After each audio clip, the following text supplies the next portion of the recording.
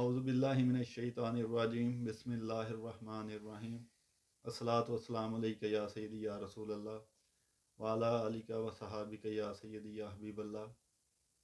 तस्वीर के हमेशा दो रुख होते हैं। एक रुख हम देखते हैं या दिखाने की कोशिश करते हैं हमेशा, जो पॉजिटिव होता है, और जो नेगेटिव पहलू आपका होता है वो हम उसको छुपाते हैं, उसको छुपाने की कोशिश करते हैं। कुछ दिन पहले मैंने अपने एक भाई की वीडियो बनाई थी जिसमें उसे आते ही एक अच्छा ऑनर मिला, अच्छा काम मिला, और वो अल्हम्दुलिल्लाह बड़ा अच्छा काम कर रहा है। बहुत सारे ऐसे लोग जो आते हैं जिनको अच्छा ऑनर मिलता है।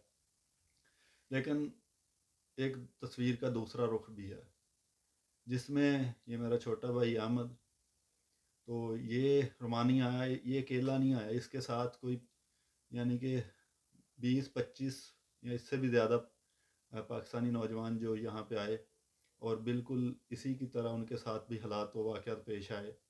तो ये मैं लोगों को तस्वीर का वो दूसरा रुख बताना चाहता हूँ, दिखाना चाहता हूँ कि रोमानिया में आके इस तरह भी के हालात भी आपके साथ जो बन सकते हैं। तो अस्सलाम वालेकुम। वालेकुम अस्सलाम। अहमद भाई, आपको कितना देर हो गई रोमानिया आए हुए? मुझे तकरीबन 4 माह और 15-20 दिन हो गए हैं। 4 माह और 15-20 दिन हो गए हैं। तो आप किस काम पे यहाँ पे आए थे? मेरा इधर रोमानिया का बेकरी का वीज़ा लगा था। अच्छा। और उधर जब हम इधर रोमानिया में आए तो एक हफ़्ता काम किया। उसके बाद हमारे रोमेनियन एजेंट ने बोला कि आपको काम से निकाल दिया है। उसकी तो क्या अब रीज़न उसने बताई? उसकी रीज़न कुछ भी नहीं बताई। बोला आप मोबाइल यूज़ करते हो, ऐसे कोई रीज़न बना दिया उसने। अच्छा, तो वहाँ से निकाल दिया, फिर आपको उसने एक कोई रहाइश दी या क्या किया, या हाँ, किसी रिहाइश और तो काम, दी थी उसने। किसी और और काम पे लगाया, क्या किया उसने? क्या तब फिर अब हफ्ता बैठे थे हम्म। और एक और काम पे भेजा वेवरोस में। अच्छा। उधर हम तकरीबन 15 दिन बैठे और फिर हमें काम पे ले गए।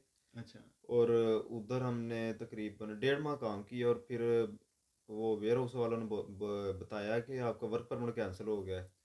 अच्छा, तो आपका जो वर्क परमिट बेकरी वालों ने निकलवाया था उन्होंने वो कैंसिल कर दिया? हाँ जी, उन्होंने कैंसिल कर दिया। अच्छा, फिर क्या हुआ उसके बाद? उसके बाद फिर हम फ्री हो गए। फैक्ट्री वालों ने यानी कि आपको काम से निकाल हाँ दिया? जी, फैक्ट्री वालों ने काम से निकाल दिया। और हमने अपने एजेंट से रब्ता किया। उसने बोला कि वो बेकरी वालों ने आपका वर्क परमिट कैंसिल कर दिया है और अब हम नया अप्लाई करेंगे और उसके लिए 2.5 से 3 माह लगेंगे।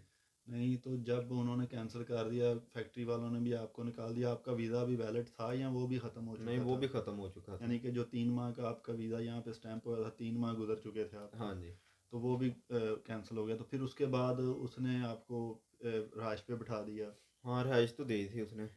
अच्छा, रहाइश पे बैठे हुए अभी वो उसने रहाइश आपको क्यों दी, क्या वजह थी? अब पिछली जो आप पाकिस्तान जिस एजेंसी से आए थे, तो उन्होंने उसको पैसे पे किए थे, क्या तरीका बनाया था सारा? हाँ, उनसे तो उसने बहुत ज़्यादा पैसे लिए कि बोला हम टीआरसी कार्ड अप्लाई करना है, ऐसे बोलकर काफ़ी पैसे उनसे लिए। मैं रिहाइश के दे रहा हूँ, ऐसे काफ़ी तो स्कैम किए। आपके साथ कितने लड़के थे जिनके साथ ये वाक़या पेश आया? मेरे साथ तकरीबन सबके साथ ही है। 3-4 का तो अप्लाई हो गया था कार्ड, उनका तो बन गया। अच्छा, उनका बन गया। बाकी कितने, बाकी आपकी कंपनी में कितने, और कितनी कंपनियों में जो उसी एजेंट ने बुलाए थे सारे ये लड़के? उस एजेंट ने तो काफ़ी सारे बुलाए थे, लेकिन जो मेरे बेकरी के वीज़े पे तो हम 5 लोग थे। नहीं, जो उस एजेंट ने बुलाए सबके साथ इसी तरह हुआ? हाँ, सबके साथ ही इसी तरह ही हुआ है। यानी कि उनको उनके वीज़े जो है ख़त्म हो गए, वर्क परमिट ख़त्म हो हाँ, गए? ख़त्म हो गई। तो अब फिर उसने कहा कि मैं आपका दोबारा अप्लाई करूँगा? हाँ जी। तो ये दोस्तों इस तरह हो जाता है कि अगर आपका जो कंपनी जिसने आपको बुलाया है, जो एजेंट है, वो सिर्फ वो बुलवा लेते हैं, किसी कंपनी से वीज़े निकलवा लिए, फिर वर्क परमिट अगर कैंसिल हो जाता है तो फिर कैंसलेशन के बाद फिर वो दोबारा ऑनलाइन अप्लाई होगा, फिर वो जाके बाई हैंड आपको डॉक्यूमेंट्स जमा जमा करवाने पड़ेंगे, फिर आपको पाकिस्तान से अपना पीसीसी मंगवाना पड़ेगा, फिर जाके आपका वर्क परमिट जो है किसी और कंपनी से अगर वो अप्लाई करता है, या किसी और कंपनी को पैसे दे के, या जिस तरह से भी, फिर उस कंपनी के नाम पे वर्क परमिट निकलेगा। तो इस तरह आपका काफ़ी जो है वो टाइम वेस्ट हो सकता है।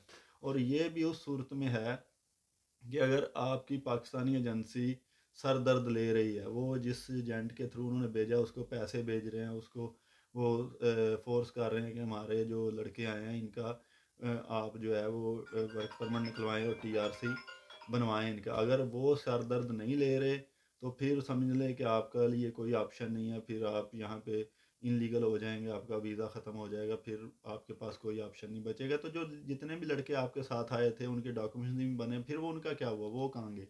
वो कुछ तो 1-2 तो पाकिस्तान चले गए और कुछ आगे चले गए इटली, फ्रांस वगैरह इन अच्छा, कंट्रीज़ में। ज़्यादा लड़के वो आगे वो आगे ही चले गए वो हैं, डंकी लगा गए हैं यहाँ डेंकी से। लगा गए हैं। कुछ लोग 3000 यूरो में गए हैं, कुछ 3500 में ऐसे ही। ये फिर उनके पास कोई ऑप्शन ही नहीं बचता यहाँ, तो फिर वो इनलीगल यहाँ पे हो जाएँगे, यहाँ फिर वो कोशिश करते हैं कि डंकी लगा के आगे चलेंगे। तो ये ज़रा ख़्याल रखें इन चीज़ों का, अपने ज़हन में रख के आएँ कि और दुआ करें कि यहाँ पे आपको एक अच्छा ओनर मिल जाए, और जो लोग यहाँ पे आपको बुला रहे हैं वो आपके साथ धोखा ना करें। तो ये अपने ज़हन में रखें, दुआओं में याद रखिएगा। शुक्रिया।